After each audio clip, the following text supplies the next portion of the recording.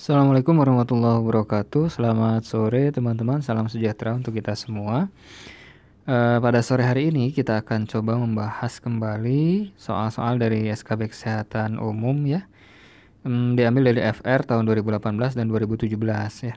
Semoga ini menjadi bagian dari usaha maksimal yang kita lakukan untuk mempersiapkan ujian SKB yang tinggal 1 bulan lebih lagi. Oke, kita langsung saja ke FR yang pertama, ini mengenai dengan penyakit infeksi. Di sini kita akan bahas mengenai leptospirosis. Jadi, bahasan penyakit infeksi ini cukup sering muncul ya di FR tiap tahunnya dari 2017, 2018. Biasanya menyangkut dengan penyakit-penyakit yang sifatnya sering muncul di Indonesia. Tentunya karena bahasannya umum atau tidak dalam sehingga diharapkan bisa kita jawab gitu. Biasanya pertanyaan-pertanyaannya tidak terlalu dalam, tetapi bisa menjadi bumerang kalau kita tidak mengetahui. Oke, kita lanjut aja ke soal. Penyakit leptospirosis ditandai dengan gejala tubuh menguning atau jaundice. Penularan penyakit ini melalui hewan, nyamuk, burung, tikus, kucing, atau unggas. Jadi jawabannya adalah tikus ya teman-teman. Biasanya selain dari leptospirosis yang sering muncul untuk topik infeksi ini adalah demam berdarah atau DHF, kemudian tipoid ya, bakteri Salmonella typhi, tuberkulosis, TBC, kemudian apa lagi ya? Ya itu, dan satu lagi ini leptospirosis. Gejala awal dari leptospirosis, kalau kita lihat alur patogenesisnya, itu dimulai ketika bakteri Leptospira sp itu ya, yang biasa sering dia muncul di lingkungan yang tidak bersih, tempat sampah ataupun di perairan saat banjir, itu masuk atau menginfeksi ke hewan atau ke vektor reservoir host, yaitu tikus, dimana terus berkembang di dalam tubuh tikus, akhirnya dikeluarkan melalui urin. Urin inilah yang menjadi perantara masuk ke dalam tubuh manusia. Urin ini bisa masuk lewat luka ataupun lewat mukosa ya, mukosa dinding di bibir ataupun di sklera atau mata kita. Misalkan kita mandi ataupun berenang di air banjir ya yang sudah terinfeksi oleh leptospirosis, ada kemungkinan besar akan terjangkit leptospirosis. Kemudian gejalanya seperti apa? Biasanya di IGD kita akan menemui pasien dengan khas kelainan hepar ya, hepatomegali atau splenomegali, atau hanya kita jumpai adanya jaundice atau adanya warna kuning ya di kulit gitu. Kemudian khas yang lain adalah gastrocnemius pain namanya. Jadi dia nyeri pada musculus gastrocnemius. Musculus gastrocnemius ini ada di betis ya kalau bahasa umumnya. Oke teman-teman, kita next saja. Ini terkait dengan aborsi, ini juga sering muncul di Undang-Undang Nomor 36 Tahun 2009. Kalau kita baca undang-undangnya itu cukup banyak sekali, berapa halaman ya, hampir puluhan ya, 20-an halaman. Tapi kita harus memilah mana saja yang bisa menjadi harapannya bisa dibaca semua, tapi kita harus memperkirakan mana saja yang bisa keluar di Undang-Undang Nomor 36 Tahun 2009 ini.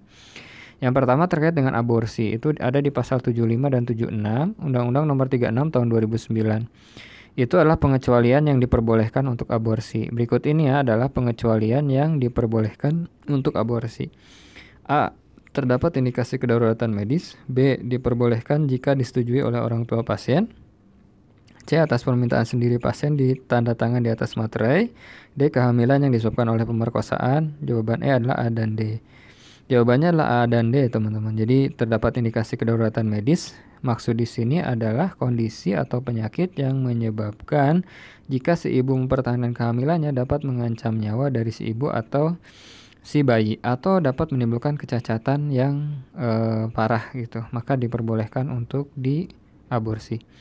Yang kedua adalah yang disebabkan oleh pemerkosaan yang dapat menyebabkan gangguan psikis pada pasien. Ini dapat dilakukan aborsi. Lebih jelasnya seperti ini teman-teman. Itu di pasal 75 ya, setiap orang dilarang untuk melakukan aborsi. Larangan sebagaimana dimaksud pada ayat 1 dapat dikecualikan berdasarkan indikasi kedaruratan medis dideteksi sejak usia dini kehamilan, baik yang mengancam nyawa ibu dan atau janin yang menderita penyakit genetik berat dan atau cacat bawaan maupun yang tidak dapat diperbaiki sehingga menyulitkan bayi tersebut hidup di luar kandungan, atau kehamilan akibat perkosaan yang dapat menyebabkan trauma psikologis bagi korban pemerkosaan. Pasal 76-nya, aborsi sebagaimana yang dimaksud pada pasal 75 hanya dapat dilakukan sebelum kehamilan berumur 6 minggu. Ini kalau pemerkosaan berarti besok atau lusanya harus segera. Sebelum berumur 6 minggu gitu. Karena di 6 minggu sebenarnya ada teori bahwa ruh itu sudah ditiupkan ke rahim. Kemudian oleh tenaga kesehatan yang memiliki keterampilan atau kewenangan yang memiliki sertifikat yang ditetapkan oleh menteri. Jadi tidak boleh asal, tidak boleh di dukun, tidak boleh di bidan ataupun dokter yang tidak memiliki kewenangan untuk itu. Oke, kemudian dengan persetujuan ibu hamil yang bersangkutan, dengan izin suami kecuali korban pemerkosaan, penyedia layanan kesehatan yang memenuhi syarat yang ditetapkan oleh menteri. Jadi tidak sembarangan ya teman-teman untuk melakukan aborsi dengan indikasi yang diperbolehkan oleh undang-undang. FR yang ketiga adalah dasar hukum dari BPJS. Ini juga sering muncul. Jadi kalau berbicara dasar hukum maka kita langsung ingat yaitu Undang-Undang Nomor 40 Tahun 2004. Di mana pada pasal 2-nya disebutkan bahwa SJSN atau Sistem Jaminan Sosial Nasional diselenggarakan berdasarkan asas. Jadi ada asas.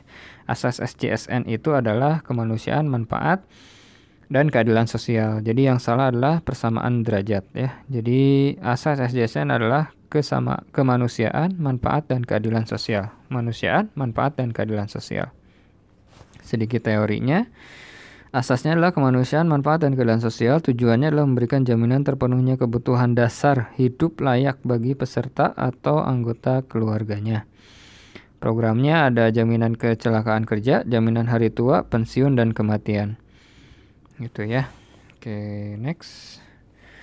FR keempat adalah masih di Undang-Undang Nomor 36 Tahun 2009, itu tentang kelompok usia yang rawan kekurangan gizi. Ini, pasal 142 ya, Undang-Undang Nomor 39 Tahun 2009 menyebutkan bahwa berikut ini adalah kelompok usia yang rawan kekurangan gizi, kecuali bayi, balita, remaja perempuan, ibu hamil, dan menyusui. Jadi kalau di sana yang termasuk ke dalam kelompok yang rawan kekurangan gizi adalah bayi balita, remaja perempuan, dan ibu hamil serta menyusui ya, yang kecualinya adalah lansia. Kita lihat pasal 142, upaya perbaikan gizi dilakukan pada seluruh siklus kehidupan sejak dalam kandungan sampai dengan lanjut usia dengan prioritas. Ingat ya, prioritas. Jadi tetap perbaikan gizi itu dari awal hidup janin sampai dengan usia lanjut ya. Tapi ada prioritasnya. Prioritasnya apa? Bayi dan balita yang adanya 1000 hari bayi ya, 1000 hari emas bayi. Kemudian waktu balita, remaja perempuan, dan ibu hamil serta menyusui. Oke. Next. FR yang kelima, pemeriksaan visum et repertum pada pasien jiwa ya, berdasarkan Undang-Undang Nomor 36 Tahun 2009. Yang berwenang itu siapa? Jadi berdasarkan undang-undang tersebut bahwa visum et repertum itu adalah pemeriksaan ya untuk memenuhi kriteria tindak pidana gitu ya. Misalkan kekerasan, benda tajam, benda tumpul harus dilakukan visum. Pada kondisi pasien dengan kondisi pasien jiwa maka dilakukan oleh siapa?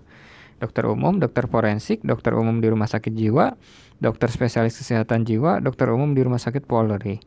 Jawabannya adalah yang C ya teman-teman. Sorry. Jawabannya adalah yang D, dokter spesialis kesehatan jiwa. Ini pasal 150, pemeriksaan kesehatan jiwa untuk kepentingan penegakan hukum atau visum et repertum psikiatrikum hanya dapat dilakukan oleh dokter spesialis kedokteran jiwa pada fasilitas pelayanan kesehatan. Penetapan status kecakapan hukum seseorang yang diduga mengalami gangguan kesehatan jiwa dilakukan oleh tim dokter yang mempunyai keahlian dan kompetensi sesuai dengan standar profesi. Selanjutnya FR yang ke-6 terkait dengan tingkatan posyandu. Posyandu juga sering muncul ya teman-teman ya. Kemarin kita belajar meja posyandu. Meja posyandu, kemudian yang perlu diingat adalah yang ketiga dan keempat aja.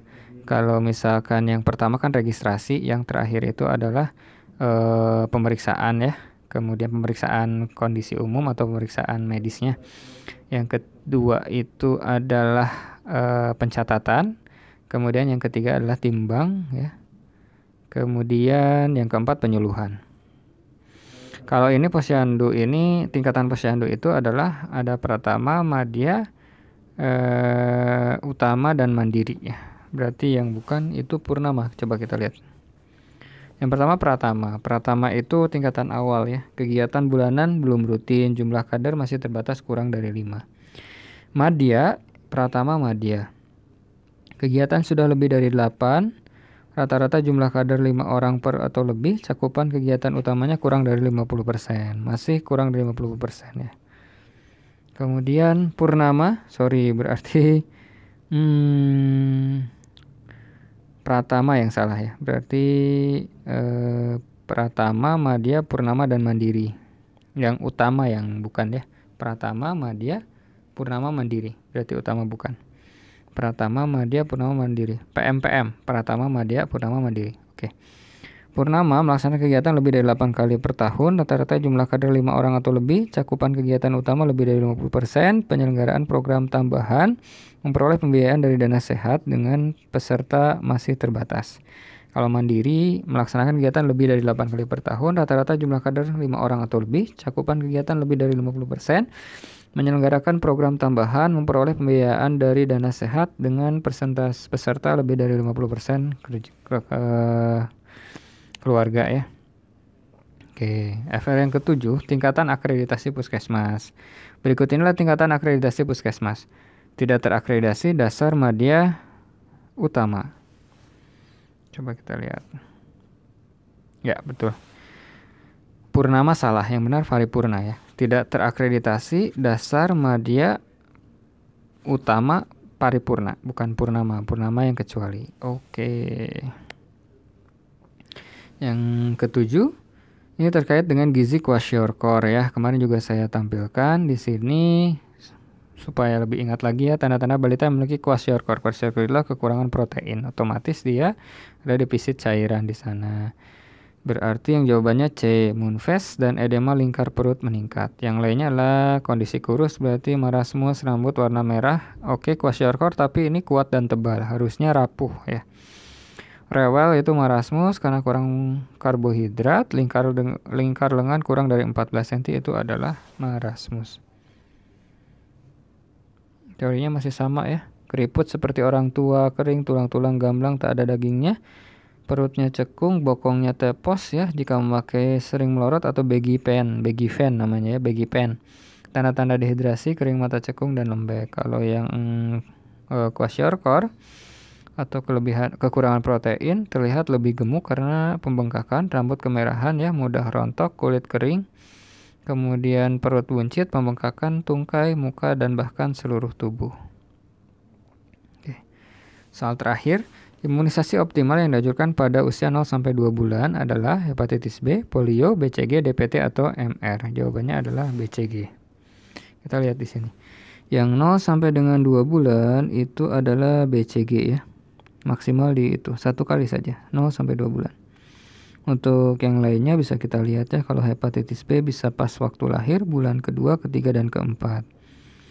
Oke teman-teman, mungkin itu saja yang bisa saya sharing. Semoga bisa bermanfaat. Tetap semangat untuk persiapan SKB kesehatannya. Terima kasih. Assalamualaikum warahmatullahi wabarakatuh.